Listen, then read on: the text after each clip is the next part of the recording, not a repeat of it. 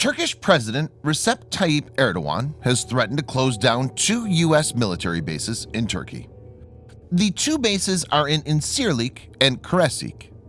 Erdogan said during a TV interview, "If necessary, we'll close Incirlik and also Kresik. If the threat of sanctions is implemented against us, we'll respond to them in the framework of reciprocity." This move comes at a time when there's an increasing probability of American President Donald Trump approving sanctions against the country. The potential U.S. sanctions against Turkey is primarily due to its decision to buy S-400 air defense system from Russia. Viewers may note that sanctions against Turkey were passed by a U.S. Senate committee, and it's currently unclear if President Trump would sign it. Incirlik is believed to house roughly 50 nuclear bombs. In this video, Defense Updates analyzes why Turkey's S-400 deal with Russia may result in the U.S. having to remove nukes from Turkey's soil. Let's get started. This video is sponsored by the free-to-play military vehicle combat game War Thunder. We talk a lot about military vehicles on this channel, but what about trying them out for yourself? In War Thunder, you can choose from more than 1,200 playable vehicles from the 1930s to the 1990s and go to battle on more than 80 theaters of war. You can fly aircraft, helicopters, drive tanks, and command ships of all types and sizes, which have been carefully recreated from their real-world counterparts. It's available as a free download on PC, PlayStation 4, and Xbox One with cross-platform support. So grab your friends and give it a try. All viewers of Defense Updates that register using the link in the description below will also get a free premium tank, aircraft, or ship and 3 days of premium account time as a bonus.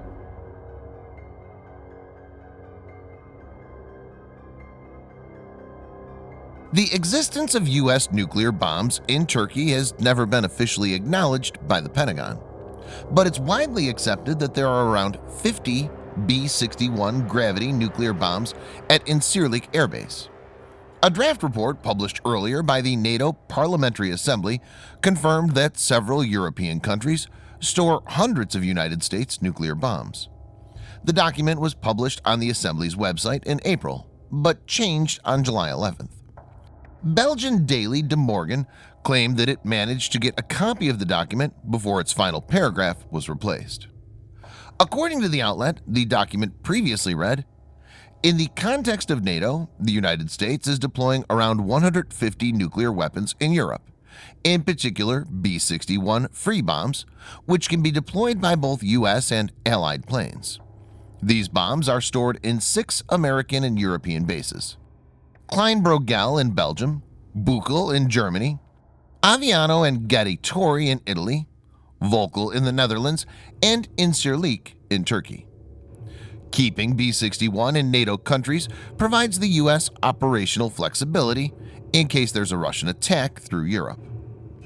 The B-61 nuclear bomb is the primary thermonuclear gravity bomb in the U.S. cache and is designed to be delivered by aircraft.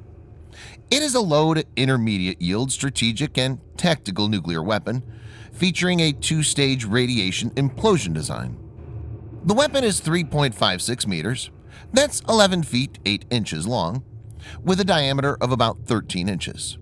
Its basic weight is 320 kilograms or 700 pounds, although the weights of individual weapons may vary depending on version and fuse retardation configuration. The B-51 is a variable yield kiloton range weapon.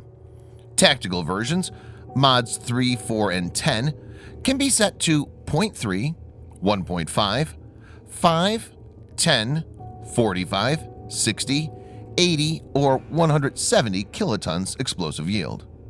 The strategic version, B-61 Mod 7, has 4 yield options with a maximum of 340 kilotons. The U.S. military theoretically has sole control of the bombs. But as viewers can understand, no security is infallible in a foreign land, especially if the administration becomes hostile.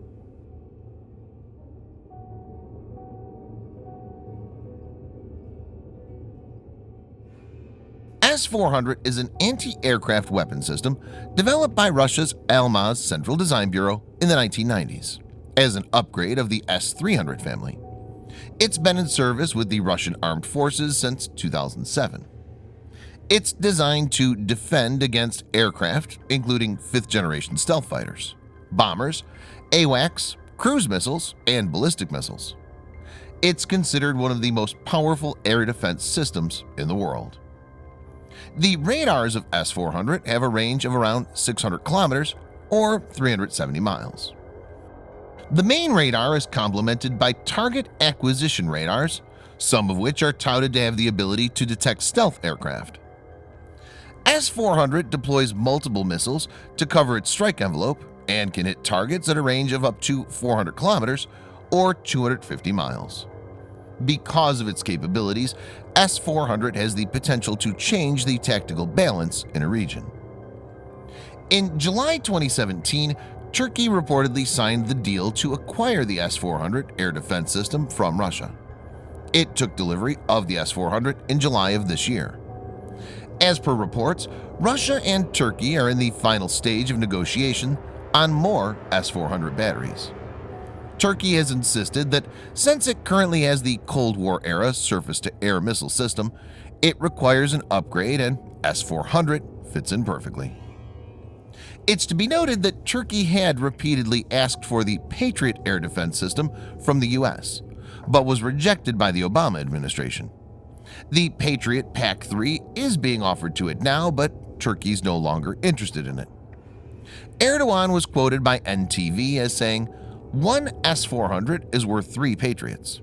If the conditions are equal to the S-400 deal, we would buy Patriots, but if they are not, we would have to think of our interests."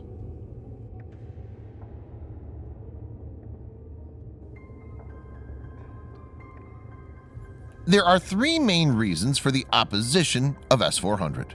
1. NATO as an organization likes to have interoperability, so the Russian system will be out of place and reduce tactical flexibility. 2. When Turkey operates the jets in the airspace, which is monitored by S-400, S-400 will be able to gather technical data such as radar signature of F-35s.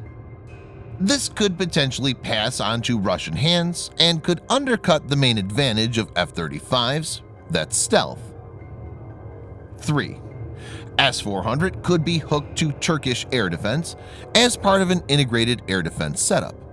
This could be a major security breach, as having the S-400 linked into Turkish defense networks could potentially give Russian analysts access to sensitive information that passes through the cloud-based Multinational Autonomic Logistics Information System (ALIS) of F-35s. ALIS has critical mission data and flight routes. Several important people have expressed reservations when it comes to F-35 sales to Turkey if it acquired the S-400. U.S. Army General Curtis Scaparrotti, the head of U.S. forces in Europe, told a Senate Armed Services Committee, "My best military advice would be that we don't then follow through with the F-35, flying it or working with an ally that's working with Russian systems, particularly air defense systems, with what I would say is probably one of the most advanced technological capabilities." NATO Allied Air Commander General Todd Walters had stated, "Anything that an S-400 can do that affords it the ability to better understand a capability like the F-35 is certainly not to the advantage of the coalition."